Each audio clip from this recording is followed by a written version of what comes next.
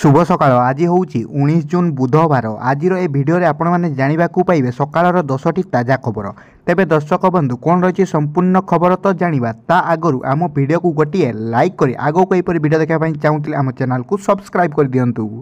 खबर नंबर 1 चाषी खाता को गला 17तम पीएम किसान किस्ती। तृतीय थर पर देशर क्षमता ग्रहण करिया परे प्रधानमंत्री नरेंद्र मोदी वाराणसी रे आयोजित एक कृषक सम्मेलन में प्रधानमंत्री किसान सम्मान निधि योजनार 17तम किस्ती प्रकाश करथिले, जेउथिरे बटन दबाई प्रधानमंत्री डीबीटी माध्यम 9 कोटी अधिक चाषी अकाउंट को 2000 टंका ट्रांसफर करिसेंती। पीएम मोदी किसान सम्मान निधि योजना अधीन देशर कृषकों अकाउंट को 20,000 कोटी टंका ट्रांसफर करिसेंती। 17तम किस्ती कृषकों अकाउंट को ट्रांसफर करा जायछि। एही योजना अधीन कृषक माननकु प्रतिवर्ष 3टी किस्ती रे 6,000 टंका दिया जाए। खबर नंबर 2 20 तारीख दिन 10टा जाए इंटरनेट सेवा बंद। बालेश्वर रे 20 तारीख सकाळ 10टा जाए इंटरनेट सेवा बंद। आवश्यक पड़िले इंटरनेट सेवा बंद अवधि वृद्धि करा जाई पारे। घटना 34 जन को गिरफ्त करा जायछि। पौरपालिका अंचल रे अनिर्दिष्ट काल कर्फ्यू बलवत्तर रही। सहर में स्कूल कॉलेज और व्यवसाय प्रतिष्ठान बंद रही। सहर को संजोग करुवा उभय पार्श्व रास्तार कर्फ्यू बलवत्तर रही। आईन उल्लंघन कले कड़ा कार्यानुष्ठान ग्रहण करा बोली कहिसेंती एसपी। सहरर 6 प्रवेश पथ सील करा जायछि। जनसाधारण घरू न बाहरिया को प्रशासन पक्षर अपील करा जायछि। वर्तमान सुधा 7टी मामला रुजु होईछि। खबर नंबर 3 मेरिट लिस्ट अनुसार शिक्षक नियुक्ति हेबे। कनिष्ठ शिक्षक नियुक्ति मामला रे राय प्रकाश करिसेंती हाईकोर्ट। मेरिट लिस्ट अनुसार जिल्लावारी कनिष्ठ शिक्षकों को नियुक्ति देबाकू हाईकोर्ट निर्देश देइछंती। हाईकोर्ट रे एही मामला रे 2 जणिया खंडपीठ को नहीं एही मामला विचार चलीथिला एवं विचार शेष होई राय संरक्षित थिला।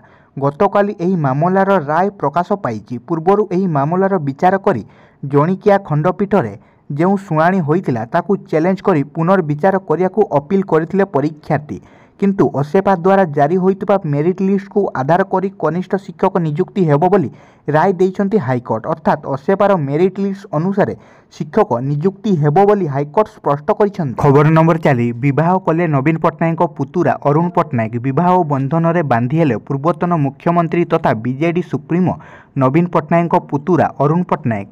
नेदरलैंड रे नादियांको सह विवाह बंधन रे बांधी हेले अरुणंको विवाहर खबर तांको भौणी गायत्री पट्टनायक पोस्ट करिबा परे विवाहर फोटो सोशल मीडिया रे भाइराल होउची।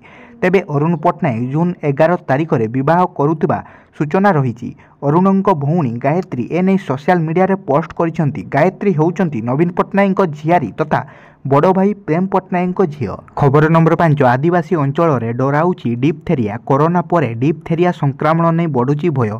राज्य में संक्रमणर रूप नेउची डिप्थेरिया। एने सतर्क कराइछंती जनस्वास्थ्य निर्देशक डाक्तर नीलकंठ मिश्र।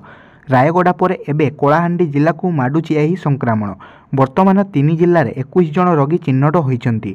5 जनक मृत्यु हो सारी। डिप्थेरिया संक्रमण बढ़िया पर स्वास्थ्य विभाग नहीं बड़ पदक्षेप। रायगड़ा काशीपुर रे आज दियाजिबो बूस्टर डोज। 1 वर्ष बयस किंबा ताठारु कम बयसर शिशु को फेंटा डोज दियाजिबो। सेहीपरि 5 रु 15 वर्ष वयस्कों को दियाजिबो टीडी डोज। एने स्वास्थ्य परिवार कल्याण निर्देशिका डाक्तर संयुक्ता साहू सूचना दैछंती। खबर नंबर 6 राज्य में कमिबो ताती। आसुची बड़ वर्षा भिजिबो ओडिशा। 25 तारीख में बंगोपसागर में सृष्टि हेब घूर्णिबलय। उत्तर पश्चिम बंगोपसागर में सृष्टि हेब घूर्णिबलय। यारी प्रभाव में राज्य में बढ़िबो वर्षार परिमाण। कालीठू दक्षिण ओडिशा रे वर्षा संभावना। 20 रु किछि स्थान में प्रबल वर्षिब। 23 तारीख सुधा सारा ओडिशा को छुईब मौसुमी अग्रसर पई पाग अनुकूल रही। वर्षा प्रभाव आजिठू कमिबो तापमात्रा। स्वाभाविक ठारू 3 रु 4 डिग्री कमिबो पारद। पाणीपाग विशेषज्ञ शरद साहू को आकलन।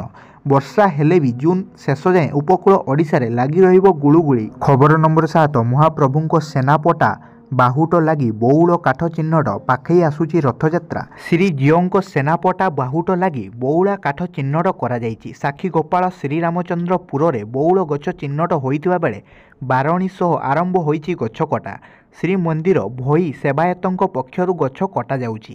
ଘଟଣାସ୍ଥଳରେ ଭକ୍ତିମୟ ପରିବେଶ ସୃଷ୍ଟି ହୋଇଥିବା ବେଳେ ପୂଜାର୍ଚ୍ଚନା କରାଯାଉଛି। କାଠ ନେବାକୁ ଶ୍ରୀମନ୍ଦିରରୁ ଆସିଛି ଶଗଡ଼ି। ଖବର ନମ୍ବର 8, ଡ୍ରେନ୍ରେ ପଡ଼ି ବାଳକର ମୃତ୍ୟୁ ଘଟଣା। 4 ଲକ୍ଷ ଟଙ୍କାର ଅନୁକମ୍ପାମୂଳକ ସହାୟତା ରାଶି ଘୋଷଣା। ଭୁବନେଶ୍ୱରରେ କମୁନି ଡ୍ରେନ୍ ଯନ୍ତ୍ରଣା। ଗତକାଲି ମୁକୁଳା ଡ୍ରେନ୍ରେ ଭାସି ଯାଇଥିବା ଏକ ଶିଶୁର ମୃତ୍ୟୁ ହୋଇଛି। ଡ୍ରେନ୍ରୁ ଉଦ୍ଧାର ହେବା ପରେ କ୍ୟାପିଟାଲ ହସ୍ପିଟାଲରେ କରାଯାଇଥିଲା ଭର୍ତ୍ତି। କ୍ୟାପିଟାଲ ହସ୍ପିଟାଲରେ ଶିଶୁକୁ ମୃତ୍ୟୁ ଘୋଷଣା କରିଥିଲେ ଡାକ୍ତର।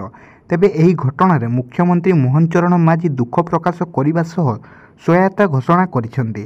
ଶୋକ ସନ୍ତପ୍ତ ପରିବାର ବର୍ଗକୁ ଗଭୀର ସମବେଦନା ଜଣାଇବା ସହିତ ମୃତ୍ୟୁ ବାଳକଙ୍କ ନିକଟତମ ଆତ୍ମୀୟଙ୍କ ନିମନ୍ତେ 4 ଲକ୍ଷ ଟଙ୍କାର ଅନୁକମ୍ପାମୂଳକ ସହାୟତା ଘୋଷଣା କରିଛନ୍ତି। ଖବର ନମ୍ବର 9, କିଏ ହେବ ବିରୋଧୀ ଦଳ ନେତା? ବିରୋଧୀ ଆସନରେ ବସିବାକୁ ପ୍ରସ୍ତୁତ ହୋଇଛି ବିଜୁ ଜନତା ଦଳ।